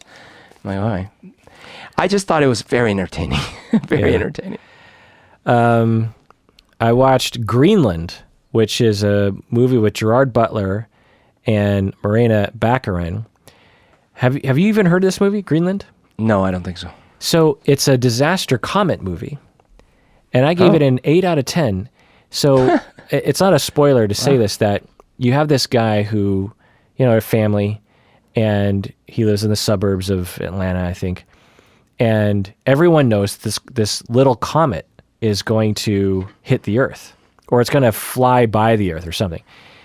And everyone is like, oh, this will be fun. It's a news story. Oh boy. And then, it comes to light that it's actually, it's broken up, and it's going to hit, and it's various pieces are hitting the Earth. And, oh my gosh. And it goes into this disaster movie. We've seen this Armageddon, right. Last Impact, or Fatal, Deep Impact. Deep Impact. But is this a comedy? It's called Deep Impact. That's the name of the movie. Yeah, Deep Impact. No, it's a serious movie, and it is so good because it is at least closer to what could actually happen in a situation like this. The science, as a science nerd, as a astronomy nerd, this movie, I was like, because Armageddon, ridiculous, Deep Impact, maybe more accurate, but Greenland, it goes into the disintegration of society and how the government would probably react, and how how terrible things would be, and just how chaotic things would be. And I just thought it was really great. I was on the edge of my seat the entire time. So if you're looking for, check this out, man. Yeah, if you're looking for just kind of a popcorn movie, Greenland, definitely a good watch. What about you, bro? So I watched half of this. I don't know if I'll finish it, but you might have seen or heard of it. Came out in 1991. Begotten. No. Have you heard of this? I don't think so. So Begotten was an independent movie. Came out in 1991. That was a kind of a horror movie filmed in the style of very, very old black and white, like Nosferatu or something. Yeah. The full movie is available on YouTube, actually. Yeah. It's an hour and 12 minutes or something. It's highly conceptual, very shocking. Like, if you're squeamish at all, do not go near this thing. It starts with like this creature like cutting into itself and all these things. I found it interesting. But geez, I'm watching it right now. It's but kind of ultimately boring. It's kind of like Mother, but if Mother was boring. So it's shot to make it look like it was made in the 20s. Yes, exactly. Yeah, that's interesting. Anyways, but I watched half of it. I might finish it. It's slow, and it's because of its style. Good. How about it's just not good? Okay, it's not good, but I'm sure conceptually I don't know. You wanted to like it, clearly. I wanted to like it. Okay, just for time's sake, I'm going to rattle through these in just a couple minutes. The Croods, the follow-up movie, A New Age, came out last year. What's that? It's a cartoon, and it's one of those cartoon movies that I think needs more attention. I gave it 7 out of 10. The first Croods movie was really great as well. Good family movie. Heathers I rewatched. Winona Ryder, Christian Slater. Nice. 8 out of 10. Yeah, I watched Borat, subsequent movie film from last year, and not good. I mean, it is. Oh, you didn't like it? It's a pale comparison to the first Borat movie. I enjoyed it. I enjoyed it. I thought it actually was it had some interesting sub stories that were touching. I mean, with the daughter. Yeah, I mean, I gave it a 4 out of 10, so it wasn't unwatchable, but I don't think I laughed. You know, I don't think there was a moment where I was like, really? Like, oh my gosh. The first Borat movie was a laugh riot. I mean, well, I will admit, I will not. I definitely didn't laugh anywhere near as much, but I don't know. I found it pretty interesting.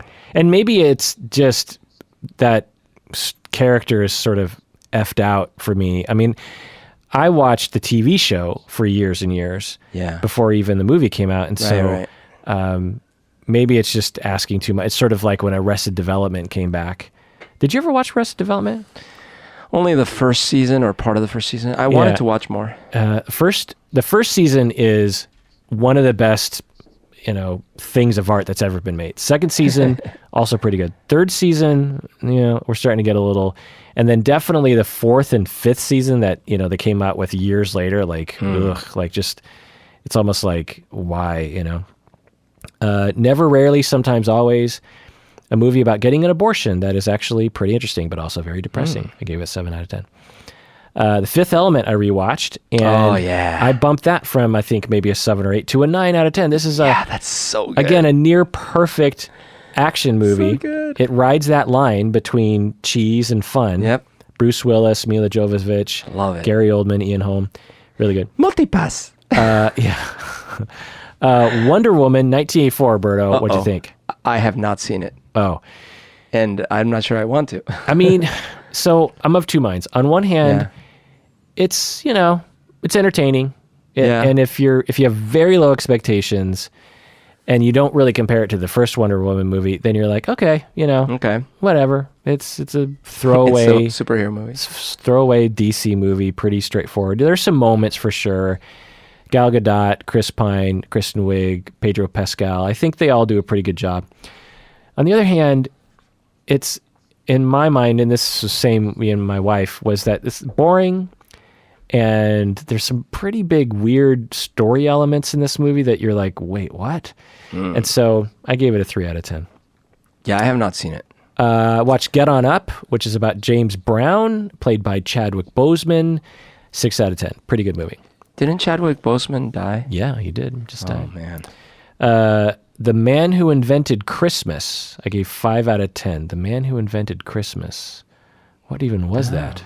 The Man Who Invented... Oh, it's about the man who made Scrooged, Charles Dickens. Oh, interesting. And it's like, not that great. But I fell asleep halfway through, so maybe I'm not a good judge. Here's an interesting movie, The Current War, director's cut. It's about Thomas Edison, starring Benedict Cumberbatch, and it has Tesla in it, and nice. It's about that whole thing. I thing. want to watch that. You got to see it. It's really interesting. You really got to give it 8 out of 10, and you got to see the director's cut because I think that means it's better. Okay. Hey, by the way, speaking of going back one, did you watch Klaus? Did we talk about this already? I tried and got bored. Klaus, the cartoon. Yeah, I got bored like. Oh, I really liked it. I enjoyed half an hour in. I thought it was an interesting origin story. Yeah. I jumped ship on a lot of things. I rewatched Meatballs from 1979, Bill Murray. Terrible movie, 3 out of 10. There's literally like a rape scene, essentially, where Bill Murray, back then, because back then it was like normal for men to just, push themselves on women. But isn't this the military one? No, that's Stripes. Oh, what is Meatballs then? It's about a camp.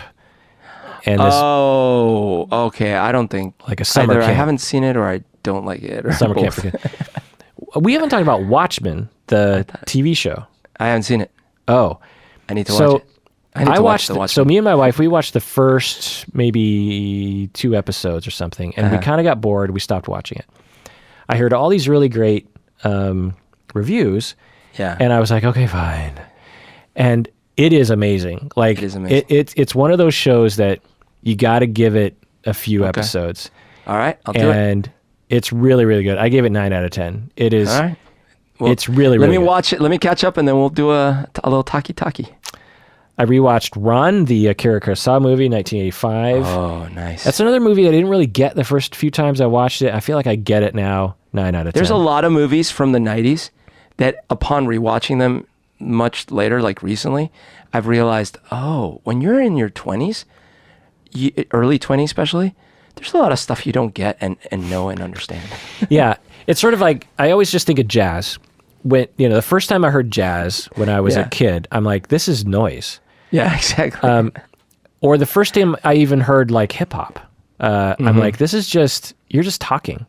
Yeah. But once you understand music in general and you understand what they're riffing on, it's so much better. And now that as I learned music in general more, I could absolutely appreciate jazz. Yep. All right, Berto, rattle off your list. Okay, so for me, I mentioned this to you, I'm pretty sure before, but I'm going to just give it another plug. The Dragon Prince, it's a anime, or not anime, a cartoon, but it's the basic story is that there's this mythical world, very much like Game of Thrones, but cartoon version, and they have these dragons, but something tragic happened, and like this dragon was slain, and his little baby, the little egg, was stolen. It wasn't a baby yet, it was an egg, and it was stolen, it was missing. But this show is so good because especially, I will say, it gets even stronger and stronger. They break a lot of tropes, so there's a lot of things like, you're like, oh, I see where they're going with this, and they don't. Like, they really actually take it in a different direction. They sort of like play with the idea of gender and like stereotypes, and they just kind of like, but it also doesn't feel cheesy to me. It's not like, oh, there we go, you just did the opposite. It's actually more nuanced than that. And even the good and the bad guys, they're nuanced. It's Is not it made like, for kids or adults? It is made for kids, but totally enjoyable as an adult. Cool. And like the bad guys are not one-dimensional. Not even two-dimensional. It's like, I can see their point. And I love when that happens, right? Like when you can like, okay, I can kind of see, but that's not right. But I can see their point. How many Really Bertos? good. So Dragon Prince is 9 Bertos. Whoa. Yeah, absolutely. And I'm waiting for season 3, right? Yeah, it's season 3. That's what I'm waiting for. Another show I've been rewatching, which I plugged before, I'll plug again, is Gravity Falls. Another kid's story cartoon. It's got 2 seasons or 4 seasons. I always get confused. But it's these 2 kids go to live with their great uncle Stan in some mythical place called Gravity Falls in Oregon. But it's a place that's got all the weird monsters. What do you call that study? When you study the cryptozoology. Cryptozoologists, yeah. So it's got like Bigfoot and it's got all these things. And although every episode it's wacky and it's kind of like it's got little zany side characters and things, there's overarching story, and you're uncovering the mystery of Gravity Falls as you go, and then it gets pretty epic. So I love that show. I've been rewatching it. Another thing is we mentioned things that I've been watching to go to sleep. So there is this For Your Consideration. This is a movie done by Christopher Guest, and I love like Best in Show, Waiting for Guffman, Mighty Wind. These are all great movies. When I went to see For Your Consideration, I was disappointed, and I actually laughed a lot through that movie, but not on purpose. It was like I was laughing about how bad I thought it was, and at the time, what happened for me was that it was like, this is not, it wasn't working because the characters were too unbelievable. And normally in his movies, they are exaggerated caricatures, but you can still kind of believe it. So like when I saw Best in Show. What's it about? Oh yeah. So For Your Consideration, these people are filming like an indie movie. This is so weird because Waiting for, or Home for Purim. Because I am obsessed with Waiting for Guffman. I saw it when it first came out 25 years ago, and among my friends, I was like the only one who liked it. And I just remember being like, am I the only person on this planet who likes this movie? And then the 2 sequels, of course, are not as good as Waiting for Guffman, but pretty good. The ones you mentioned. Yeah. And then, why did I never watch For Your Consideration? Why did I just never watch that movie?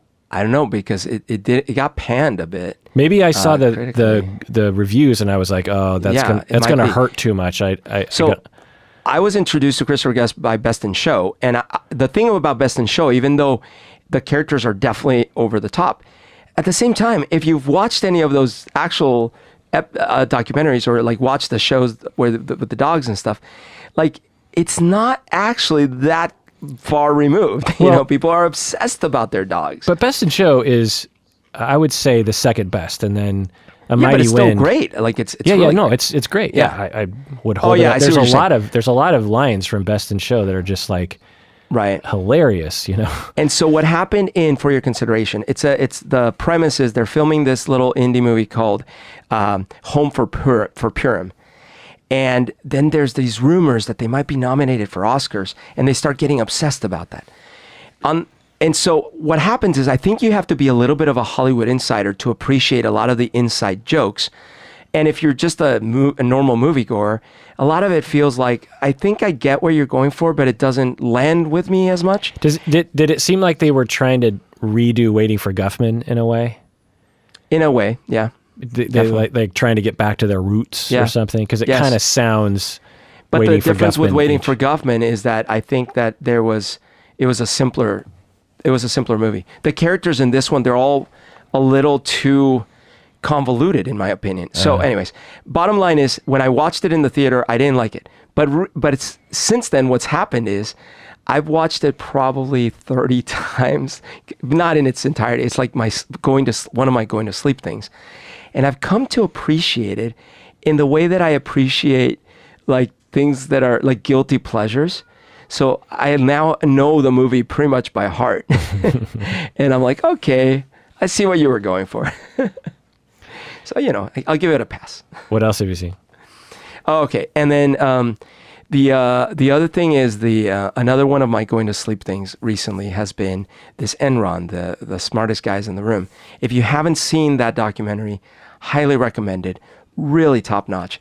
And another one that I basically memorized, I know all the little musical cues, and there's a point in which I always usually fall asleep. So like the second half of it is a lot less familiar to me than the first half. But it is about Enron and about how these people like basically built an empire. It was a empire of cards, you know, a house of cards that wasn't real. And they kept compounding lie on top of lie just to make their lies work. And it's unbelievable because it all was real. There's nothing fake about it. They defrauded, you know, like millions of people. They caused outages in California. One of the people committed suicide. It was terrible. Yeah. But it's a highly well-made documentary. And they have all this, you know, telephone footage and emails of just callous psychopathy, really. So I want to end with saying that I forgot to mention this is I watched the latest season of The Crown. You don't watch this TV show, do you? You've tried to get me to, and I want to. It sounds exciting. It's amazing. And the most recent season, they introduced Princess Di.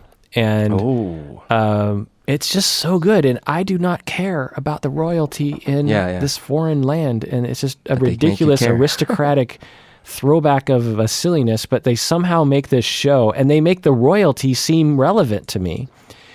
And the writing and the acting and the directing and the sets and the care that they give to this TV show is just, it's everything. And epic. I am surprised that you haven't watched it because it is. No, I'll watch it. You've built it up so much, I have to do it. But I was going to interject that recently, well, I think because you were talking about this or something related to it, I kept thinking, man, it's so dumb. Isn't England must be like the last country that has like royals. And then I looked it up. No, there's kings. There are so many countries with royalty. Yeah. I was flabbergasted, dude. Asia, Africa, Europe, right? Yeah. Do we have any kings or queens in America, in the Americas? Any in South America? Maybe not. Like, do we have any? I don't think we do. Well, probably not, because what happened is that the kings and queens in in America were all in Europe. Right. And so they never They you know broke what I mean? free from Yeah. those. Yeah. Yeah. Yeah. And they killed the kings and queens from this Yeah. land and then replaced them. Yeah. Yeah. All right, Berto, final word for this meandering episode in which we just indulged ourselves on what we watch and no one Sounds else like is I have watching. a laundry list of things to watch. Thank you. I'm also excited for Cobra Kai season 4. I Yeah, guess. me too, for sure. And man, like keep the good shows coming. And everyone out there, please take care of yourself because You deserve it.